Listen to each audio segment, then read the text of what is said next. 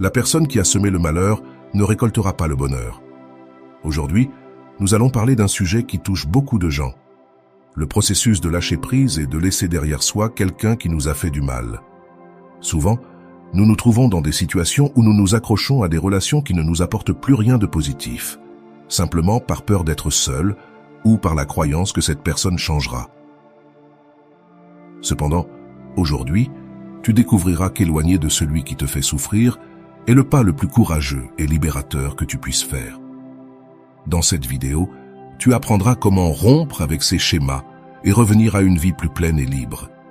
Ce que tu vas tirer de cette vidéo n'est pas seulement de la clarté sur pourquoi il est nécessaire de clore des cycles, mais aussi des outils pour y parvenir sans que cela t'affecte émotionnellement.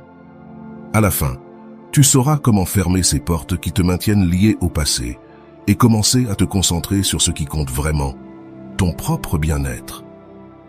Mais parce que ce que je vais te dire change tout, lâcher prise ne signifie pas renoncer. Cela signifie libérer ton énergie pour l'orienter vers des choses qui te méritent vraiment. Après avoir regardé cette vidéo, je te promets que tu auras la clarté nécessaire pour te détacher de cette personne qui te fait du mal, sans ressentiment, et avec la conviction que le meilleur est à venir. Pour commencer, parlons du pouvoir de clore des cycles.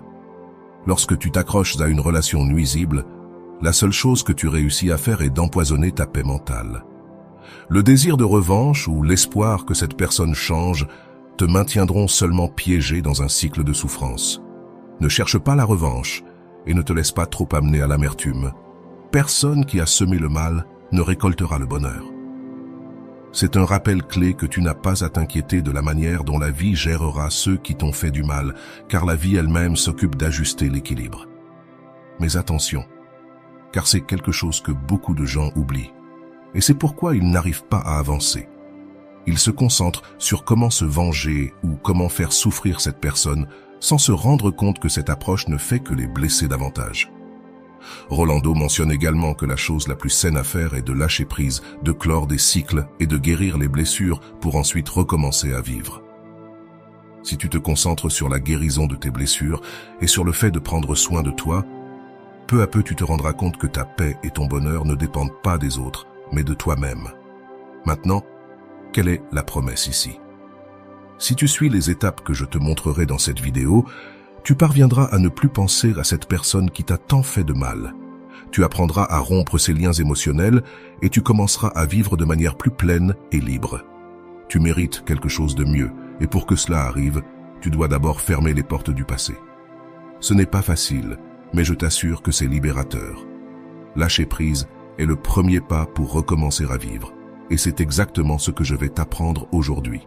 Lorsqu'il s'agit de laisser derrière soi une relation toxique, la psychologie nous offre des outils puissants pour comprendre comment et pourquoi nous nous accrochons à la douleur. L'un des premiers à avoir parlé de cela était Sigmund Freud, qui a souligné l'importance de l'inconscient dans nos décisions. Freud croyait que souvent, nous nous attachons à des personnes qui nous font du mal parce que, inconsciemment, nous cherchons à revivre des schémas du passé, comme les liens familiaux que nous n'avons jamais pu résoudre. Ce concept de répétition compulsive explique pourquoi nous restons dans des relations nuisibles, même si nous savons qu'elles nous font du mal. D'autre part, Jung a proposé que pour pouvoir rompre ces schémas, nous devons affronter nos ombres. Les ombres, selon Jung, sont ces parties de nous-mêmes que nous ne voulons pas voir, comme nos peurs et nos faiblesses. Souvent, lorsque nous nous accrochons à une relation douloureuse, nous le faisons parce que nous ne voulons pas affronter la peur de la solitude ou de l'incertitude. Tout comme Freud, Jung pense que pour pouvoir guérir, nous devons reconnaître et travailler sur ces aspects de notre psyché qui nous maintiennent liés à la souffrance. Erich Fromm, un autre géant de la psychologie, nous parle de l'amour sain par rapport à l'amour toxique. Fromm souligne que l'amour authentique repose sur le respect, l'empathie et le désir de voir l'autre grandir. Cependant, lorsqu'une relation devient une source de douleur constante, ce que nous vivons n'est pas de l'amour, mais de la dépendance émotionnelle. Fromm nous rappelle que l'amour véritable ne devrait jamais détruire notre estime de soi ou nous faire sentir moins. Dans ce sens, Rolando offre une approche très pratique sur la façon de rompre ces liens émotionnels et de commencer à guérir. Comme il le mentionne dans l'un de ses écrits, s'éloigner de celui qui te fait du mal n'est pas mauvais, Ce qui est mauvais, c'est de rester là où l'on te maltraite, t'insulte ou t'ignore. Cette réflexion nous invite à nous interroger sur les raisons pour lesquelles nous restons dans des relations qui ne nous causent que de la souffrance. Parfois, le premier pas vers la guérison est de reconnaître que nous méritons quelque chose de mieux. Rolando souligne également l'importance de clore des cycles. Dans l'un de ses textes, il affirme que la chose la plus saine est de lâcher prise, de clore des cycles et de guérir les blessures pour ensuite recommencer à vivre. Ici, il nous rappelle que nous accrocher à des relations nuisibles ne nous empêche pas seulement d'avancer, mais nous empêche aussi de profiter de nouvelles opportunités qui pourraient se présenter. Attendre que nous fermions un cycle ne signifie pas que nous devons abandonner ou échouer, mais plutôt nous libérer pour pouvoir aller de l'avant.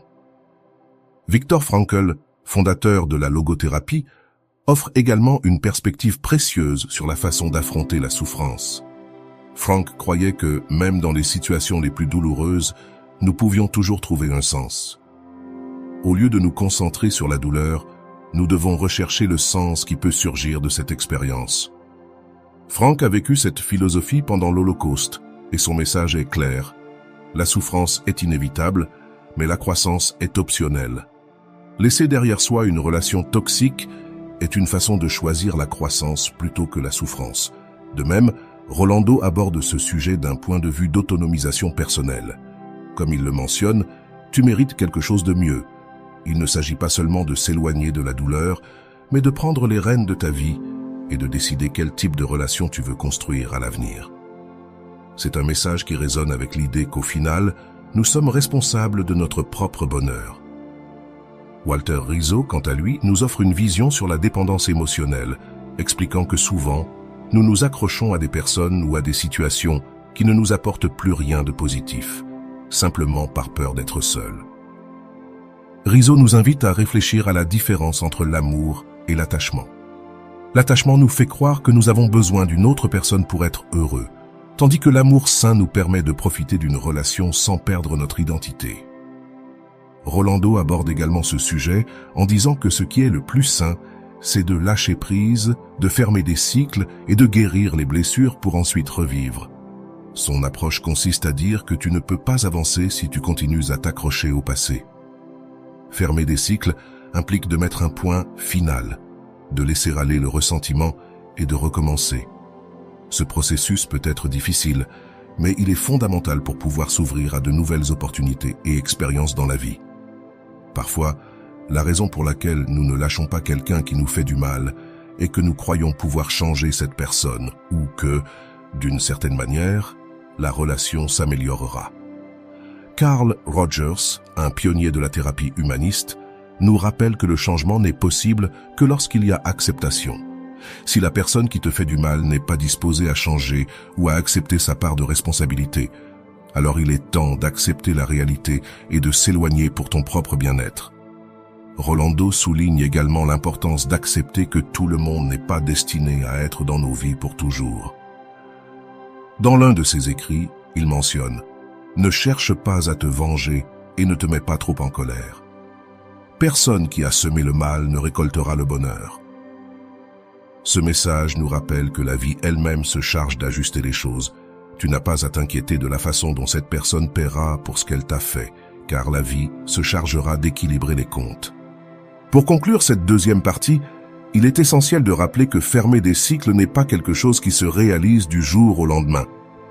C'est un processus qui implique du temps, des efforts et beaucoup de patience. Mais une fois que tu parviens à lâcher prise sur la douleur et le ressentiment, tu réalises que l'espace que tu laisses derrière toi peut être comblé par de nouvelles opportunités, de nouvelles personnes et surtout plus de paix. Au final, tout revient. Les actions que tu sèmes, bonnes ou mauvaises, reviennent toujours à nous d'une manière ou d'une autre.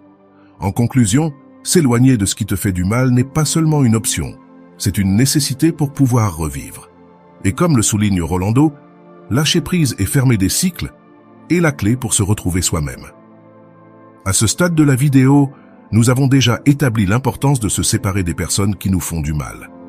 Maintenant, nous allons approfondir les enseignements que nous offre Rolando, ainsi que quelques apports supplémentaires de la psychologie.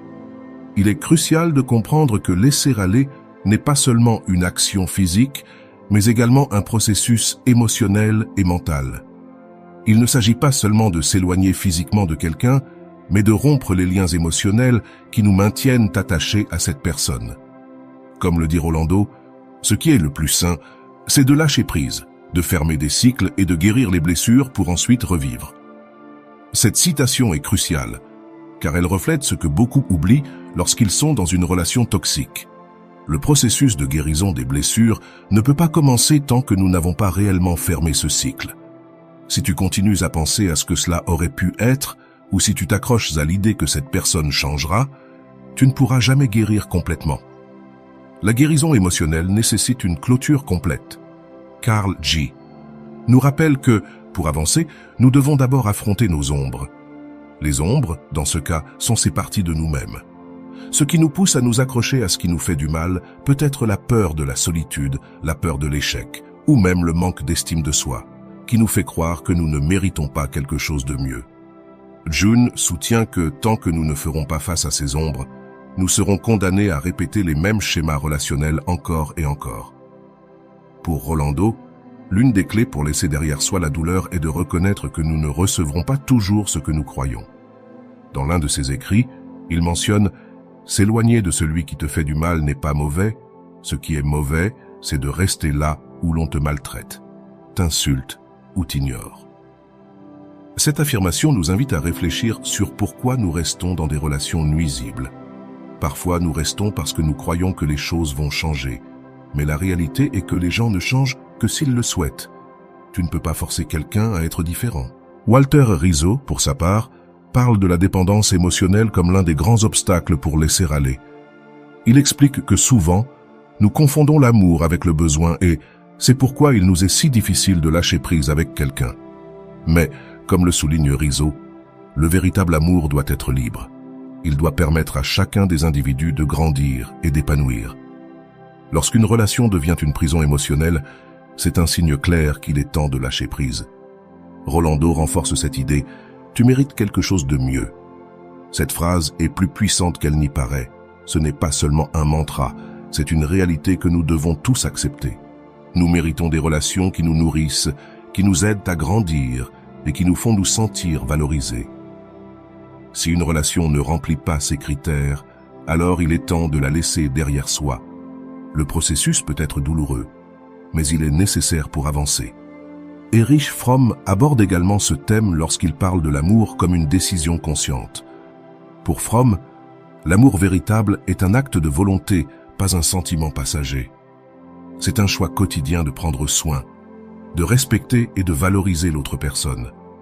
Mais si cette réciprocité n'existe pas, alors nous ne parlons pas d'amour, mais d'attachement. L'attachement nous fait rester dans des relations qui nous blessent, tandis que l'amour sain nous permet de nous éloigner lorsque cela est nécessaire.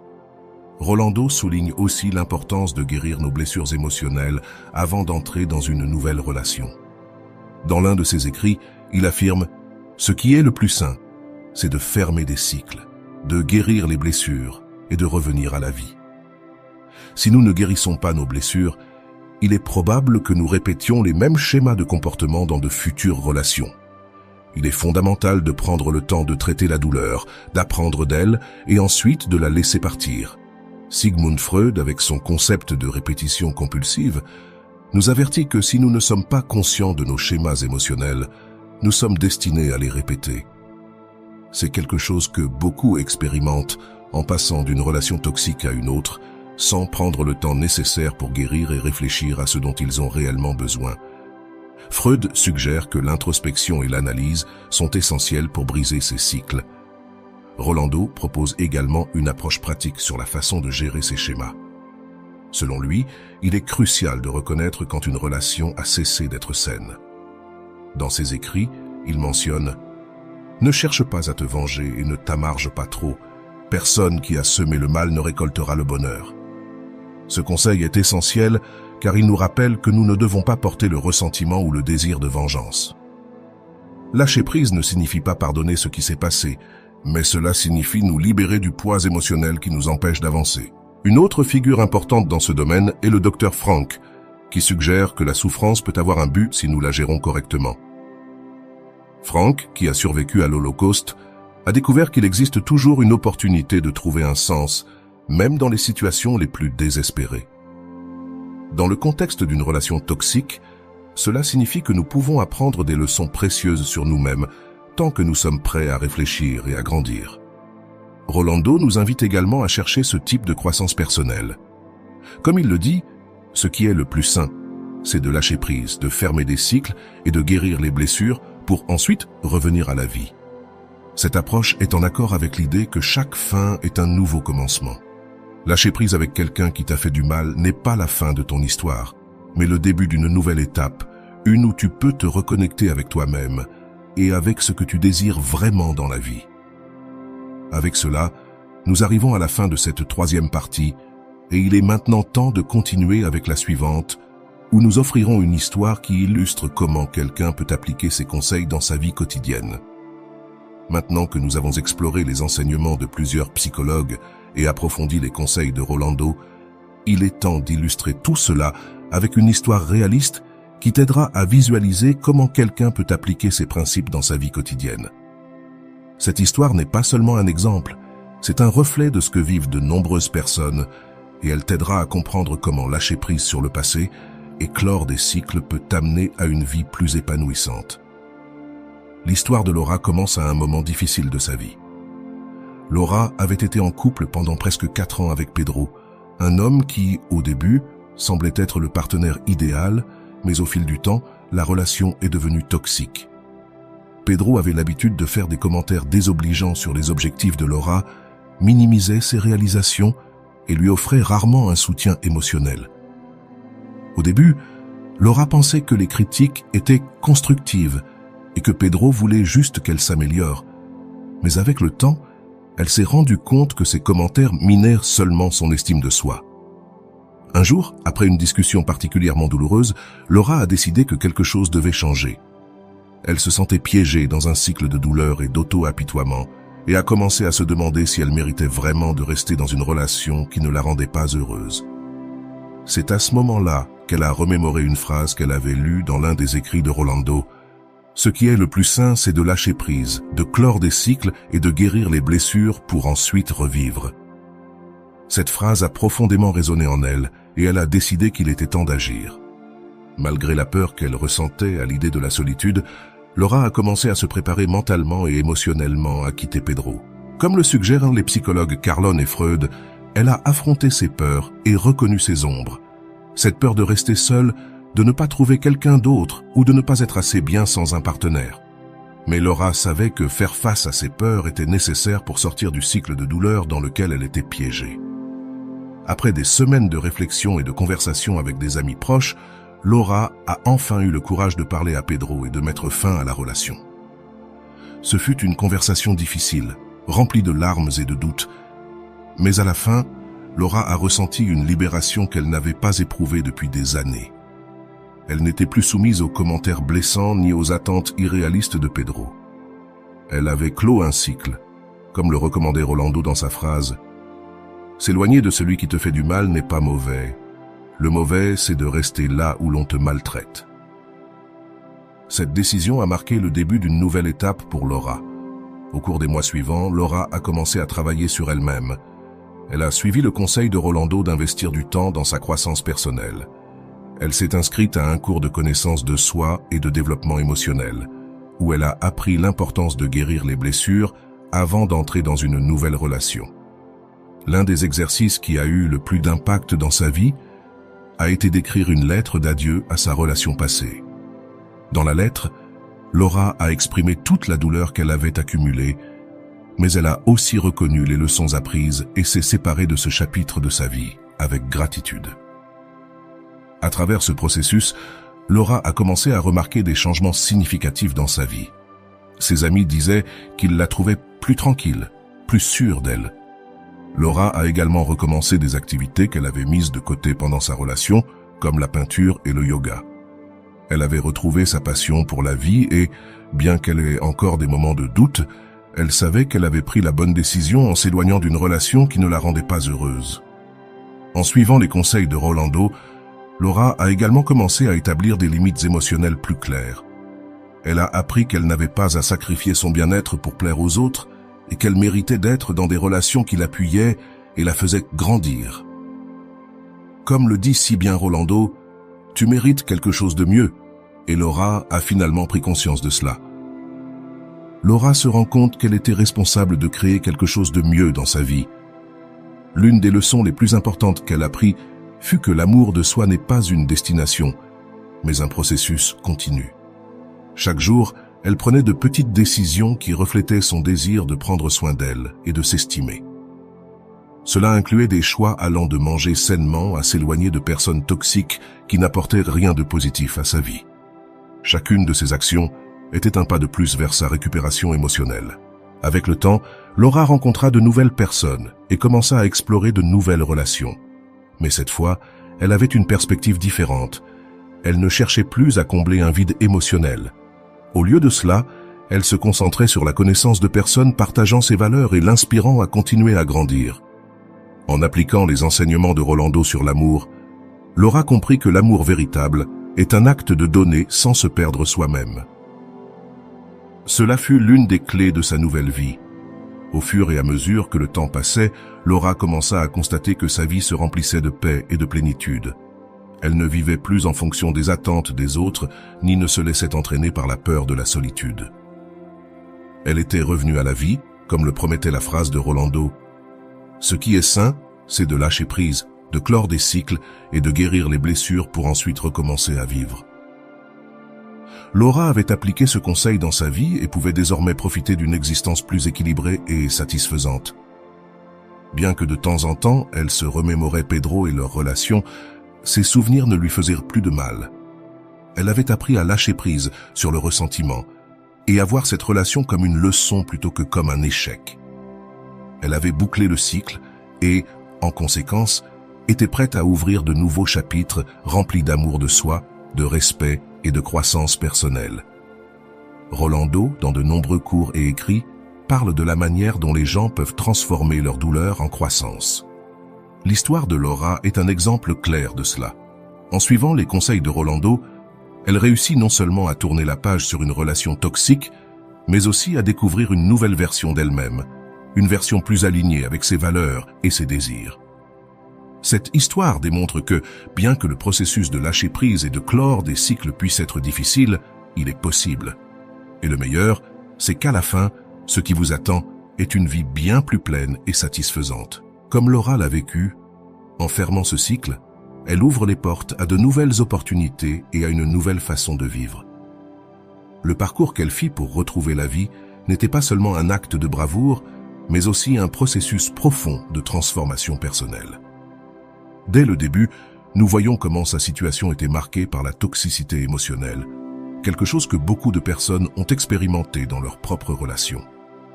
Laura, comme beaucoup d'entre nous, tomba dans le cycle de la dépendance émotionnelle, où la peur de la solitude la maintenait attachée à une relation qui ne lui offrait ni le respect, ni le soutien qu'elle méritait.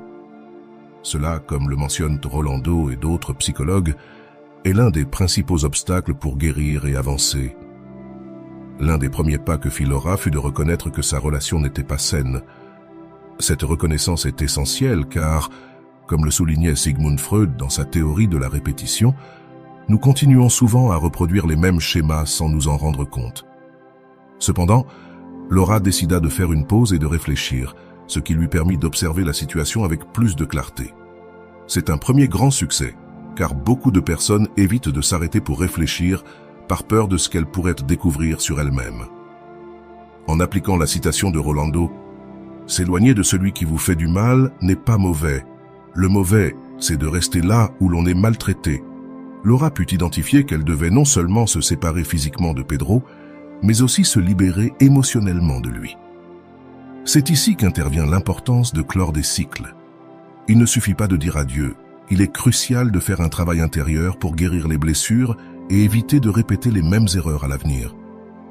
Au moment où Laura commença à travailler sur sa connaissance de soi, c'est là qu'elle entama réellement son processus de guérison. Comme le dit Rolando, guérir les blessures pour ensuite recommencer à vivre. C'est essentiel, car guérir implique bien plus que de simplement laisser quelqu'un derrière soi. C'est un processus de reconstruction où chaque jour l'on choisit de guérir un peu plus. Dans ce sens, Laura entreprend un travail profond en réfléchissant à ses schémas émotionnels et à ses peurs, ce qui l'a conduit à se transformer de l'intérieur. Un autre aspect clé de l'histoire de Laura est qu'elle recommença à pratiquer des activités qu'elle avait mises de côté pendant sa relation avec Pedro. Cela montre comment, en retrouvant notre individualité, nous pouvons renouer avec ce qui nous rend heureux. Les relations toxiques ont la capacité de nous éloigner de qui nous sommes vraiment, mais Laura, en fermant ce cycle, réussit à se reconnecter avec ses passions et à retrouver son essence. Les limites émotionnelles plus claires sont un reflet de son évolution personnelle. Comme le mentionne Rolando, nous restons souvent dans des relations qui nous nuisent parce que nous ne savons pas poser de limites. Laura a compris que, pour pouvoir être dans une relation saine à l'avenir, elle devait d'abord apprendre à respecter ses propres limites et à ne pas permettre à quiconque de les transgresser. L'approche de Viktor Frankl sur le but de la souffrance a également été cruciale dans l'histoire de Laura. Au lieu de se victimiser, Laura a choisi de voir sa douleur comme une opportunité d'apprendre et de grandir. C'est l'une des leçons les plus puissantes que nous pouvons tirer de son expérience. La souffrance ne doit pas être inutile si nous l'utilisons pour mieux nous connaître et renforcer notre résilience émotionnelle. Tout au long de son processus, Laura a appliqué de nombreux enseignements, surtout en ce qui concerne l'amour, sans se perdre soi-même. Elle a compris que l'amour véritable n'implique pas de sacrifier notre identité ni nos passions.